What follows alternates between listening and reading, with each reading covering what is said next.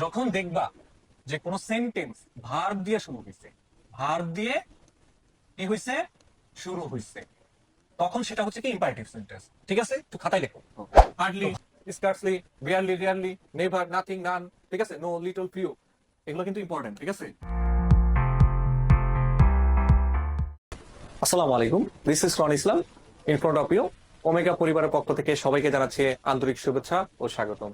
আজকে তোমাদের সাথে ভাইয়া আমরা ট্যাগ কোশ্চেনের দ্বিতীয় পার্টটি নিয়ে হাজির হয়েছি। তো দেখবো পূর্ববর্তী ক্লাসে আমরা দুইটা রুলস এর মাধ্যমে দেখছিলাম যে হচ্ছে কিভাবে কুমিল্লা বোর্ড 2020 সলিউশন করা যায়। ঠিক আছে, তো এইখানে দেখি যারা আমরা হচ্ছে একদম ডেইরি স্টুডেন্ট তাদের জন্য আরো কিছু স্পেসিফিক কিছু করা যায় কিনা একটু ভালো করে খেয়াল করেন। আমরা ট্যাগ কোশ্চেনের দ্বিতীয় পার্টে এমন কিছু জিনিস রেখেছি, একটু ভালো করে স্ক্রিনশট দিয়ে রাখো, যে ইম্পারেটিভ সেন্টেন্স এখান থেকে প্রতি বছর একটা প্রশ্ন তুমি কমন পাবাই 100%। এটা ভাইয়া লিখে রাখ, বোঝা গেছে? তো ইম্পারেটিভ সেন্টেন্স কি থাকলে কি বসাবো?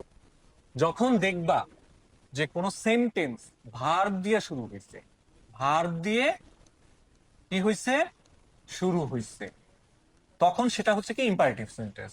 ঠিক আছে, একটু খাতায় লেখো। তো ভার্ব দিয়ে যখন নাকি সেন্টেন্স শুরু হয় তখন আমরা কি বসাবো, উইল ইউ বসাবো। তো এখন একটু খেয়াল করো কিভাবে হইতে পারে। যেমন ওপেন দা ডোর, এই বাক্যটাকে যদি ট্যাগ করতে বলে তাহলে আমরা কি বসাবো, তাই না? এখানে কি বসাবো, উইল ইউ বসাবো। এই দেখো, ওপেন, ওপেনটা কি ভাইয়া, ভার্ব। কোনো একটা সেন্টেন্স যখন নাকি হচ্ছে ভার্ব দিয়ে শুরু হয় তখন সেটা হচ্ছে কি imperative sentence. Open the door, close the door, ঠিক আছে, ওপেন ইউর মাউথ, এরকম থাকতে পারে। থাকলে তোমার কি হবে, তুমি উইল ইউ বসায় দিয়া চলে আসবে। ঠিক আছে, ইম্পারেটিভ সেন্টেন্সের আরেকটা ফর্ম হচ্ছে কি লেটস অথবা লেটাস। লেট যুক্ত সেন্টেন্স গুলি হচ্ছে কি ভাইয়া ইম্পারেটিভ সেন্টেন্স। তো লেটের সাথে যখন নাকি হচ্ছে তোমার আস থাকবে তখন আমরা বসাবো শেল উই, এগুলো ফিক্সড। ঠিক আছে, কি বসাবা, শেল উই। স্ক্রিনশট দিয়ে রাখো, এগুলো কিন্তু তোমাদের প্রশ্ন আসবে। ঠিক আছে, এরপর শুধু আস ছাড়া যদি লেটের সাথে অন্য কোনো অবজেক্ট থাকে, যেমন let me, let him, let them, এই অবজেক্ট গুলো যদি থাকে তখনও তুমি বসাবা উইল। বোঝা গেছে? ভালো করে বুঝো। যেমন আমি যদি বলি let me buy a book, ঠিক আছে, let me do the work, ঠিক আছে, আমাকে কাজটা করতে দাও, এরকম যদি থাকে, এই যে লেট মি, লেটাস ছাড়া, কি বলছি ভাইয়া, এ লেটাস ছাড়া যদি লেটের সাথে অন্য কোনো অবজেক্ট থাকে তাহলে আমরা কোন ফর্মটা বসাবো, উইল ইউ বসাবো। ঠিক আছে, এরপর দেখো এক্সক্লামেটরি সেন্টেন্সে তোমাদের একটু ঝামেলা হয়, তাই না? তো ভাইয়া এক্সক্লামেটরি সাবজেক্টটা কোথায় থাকে, ভার্বটা কোথায় থাকে, এই জিনিসগুলো আমরা ধরতে পারি না। শোনো, যখন এক্সক্লামেটরি সেন্টেন্স দেখবা তখন যারা একদম না বুঝো, লাস্টের দিকে দেখবা ভার্বটা থাকবে, আর হচ্ছে কি ভাইয়া সাবজেক্টটা থাকবে লাস্টের দিকে, এই যে ইট। ঠিক আছে, ভালো করে খেয়াল করো, কি থাকবে লাস্টের দিকে, ভার্ব থাকে, আবার লাস্টের দিকে ভার্বের একটু আগে থাকে হলো কি সাবজেক্ট, এই যে ইট। ক্লিয়ার? এখান থেকে হচ্ছে তুমি আনসার করবা, এটার আনসার কি হবে, দেখো, what a beautiful bird it is, তাহলে এটা কি হবে, ইজেন্ট ইট। ক্লিয়ার? এইভাবে যখন এক্সক্লামেটরি সেন্টেন্স থাকবে তখন লাস্টের দিকে খোঁজা শুরু করবা, আশা করি পারবা। এইবার যদি এই রুলস গুলো দিয়ে আমরা কিছু সলিউশন করার চেষ্টা করি, আমি নিচে কিছু উদাহরণ দিয়ে রেখেছি যাতে তোমরা খাতায় লিখে নোট করে রাখতে পারো। ওপেন দ্য ডোর, আমি বলেই দিছি, দেখো তো ভার্ব দিয়ে শুরু হয়েছে না ভাই বাক্যটা? তো ভার্ব দিয়ে শুরু হলে কি লিখতে হবে, উইল ইউ। ঠিক আছে, আচ্ছা, লেটস, দেখো তো এই যে লেটস আছে না, কিছু চিন্তা করার দরকার নাই। ঠিক আছে, শেল উই। দেখো তো ভাইয়া এই যে লেট মি, লেটের সাথে আজ ছাড়া অন্য কোনো অবজেক্ট থাকলে আমরা কি বলছিলাম, উইল ইউ বুঝবে, তাহলে এটা হবে কি উইল ইউ। বুঝতে পারছো আশা করি।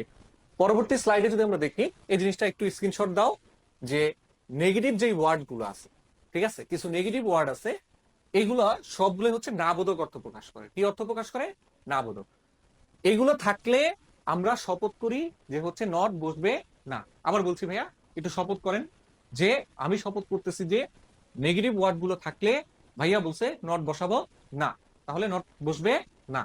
এগুলো থাকলে কি নট বসবে না, একটু স্ক্রিনশট দিয়ে রাখো। Hardly, scarcely, barely, rarely, never, nothing, none, ঠিক আছে, নো, লিটল, ফিউ, এগুলো কিন্তু ইম্পর্টেন্ট। ঠিক আছে, এগুলো ইম্পর্টেন্ট। এই শব্দগুলো থাকলে কি বসবে না ভাইয়া? এগুলো ইম্পর্টেন্ট। নট বসবে না। যদি আমরা দেখি, দেখো এই যে few people lead a happy life, few আছে কি? ফিউ হচ্ছে নেগেটিভ ওয়ার্ড। আমরা কি বলছি? ফিউ থাকলে নট বসবে না। তাহলে এখানে একটু খেয়াল করো, ভার্বটাকে লিড, সাবজেক্টটাকে পিপল। তো পিপল কালেকটিভ নাউন, পিপল এখানে একজন না অনেকজন, তাহলে এখানে যে সাবজেক্টটা আমরা বসাবো সেটা বসবে কি? দে। ঠিক আছে? তো লিড কোন টেন্সে আছে? প্রেজেন্ট টেন্সে আছে। প্রেজেন্ট টেন্সে থাকলে আমরা পূর্ববর্তী ক্লাসে দেখেছি কি ডু অথবা ডাজ বসে। যেহেতু হচ্ছে আমার এটা প্লুরাল ফর্মে আছে, তাহলে ডু বসবে। তাহলে কি হবে আনসার? Do they. বোঝা গেছে? এরপর দেখো I have little money. Little negative word, তার মানে হচ্ছে আমার কাছে কোনো টাকাই নাই এখন। এটা মানে কি? আমার কাছে কোনো টাকাই নাই এখন। ঠিক আছে? Little negative word. তাহলে এই দেখো এখানে কি বসবে? I have. তাহলে কি হবে? হ্যাভেন্ট হবে নাকি হ্যাভ হবে? হ্যাভ হবে। হ্যাঁ ভাই, বোঝা গেছে? এই নেগেটিভ ওয়ার্ড গুলো থাকলে আমরা নট বসাবো না। দেখো এই কয়েকটা রুলস এর উপর ভিত্তি করে যে প্রশ্নগুলো আসছে, তার মধ্য থেকে কুমিল্লা বোর্ড এবং চিটাং বোর্ড 2023 সালে একটা প্রশ্ন আসছে। ঠিক আছে? এই প্রশ্নগুলো কিন্তু তুমি যদি এতটুকু দেখো, ক্লাসের এই অংশটুকু দেখো, তাহলে কিন্তু হচ্ছে তোমার সলিউশন করতে পারো। তো ভালো করে খেয়াল করো। দেখো এই যে nobody, negative, trust a liar. Okay, তাহলে নেগেটিভ আছে, আমরা নট বসাবো না। তাহলে ট্রাস্ট প্রেজেন্ট টেন্স, তাহলে কি হবে? ডু। আর নো বডি থাকলে কি হয়? দে। বোঝা গেছে? আমরা শিখছি নো বডি, এভরিবডি। ঠিক আছে? এই শব্দগুলো থাকলে কি বসাইতে হয়? দে বসাইতে হয়। আমি দেখাচ্ছি একটু পর।